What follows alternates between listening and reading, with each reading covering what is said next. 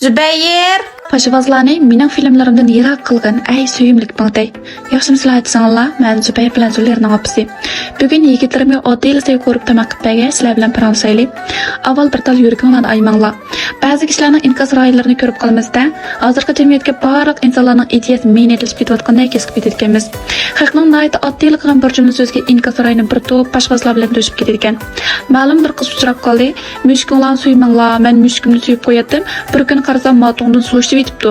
Shundan beri mushkimni suymaydigan bo'ldim degan gapiga sizga suydigan aksi chiqmadimi? Ayvonga zulm qilmang degandek nokes inkaslar. Amaliyotda mushkni bizlarni kichik vaqtlarimizda beqib boqqan. Ichimiz kuyib suyib ketdik, ham ig'zimizga tomoqni berdik. Inisanlar bilan kechlar mening yotqinimda yotdi deb talishib so'qishib ketdik.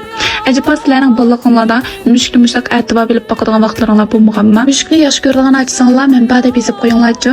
Ammo mening bu filmim astaq tetiqsiz kishilarga uchrab qolgan bo'lsa, mening inkas rayonimni ularning ichki tadqiqot markaziga o'ylanib qoldi.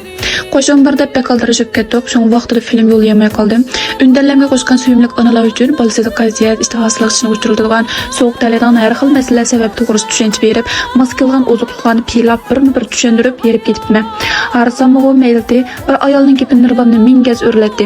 Menga ko'pincha suyimlik onalardan jafo chekdingiz degan uchurlar ko'p keladi. Amaliyotda men ular jafo chekdingiz deb ahvol so'ragudek bir ish esqatgan emas. Lekin ular bola bekib boqqan, bolaning jafosini tushundigan. Men bir bolaning o'tisidan chiqib bo'lmayapman. Siz ben g'ayrat qilyapsiz deb menga ko'ngil bo'ladigan ham meni yaxshi ko'radigan onalar. Har qatam ularning yaxshi inkaslarni ko'rsam, shunchalik xushib ketaman ham ilhom olaman. Ammo u ayolga qanday bo'lib mening filmim uchrab qoldi bilmadim. Bek to'g'naq gedin o'ylab ketib xatizibdi. Film tartishdim shunchalik ray menganti, lekin oldin qayta mushprang to'g'riliq gap qilgan filmimda bir raqamni yo'lgan arsanglarim bek chaqgan. Ham ayrim xonamda shunday yaxshi gaplarni qilganlar bo'ldi.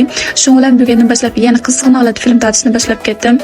Rahmat sizlarga, suyimliklar sizlarni bek yaxshi ko'raman. Inkas rayni joyi deb yozib menga davomli madad berishni unutib qolmaysizlar. Araz meni qo'shib olishni unutib qolmanglar. Keyin filmimni ko'rsaylik.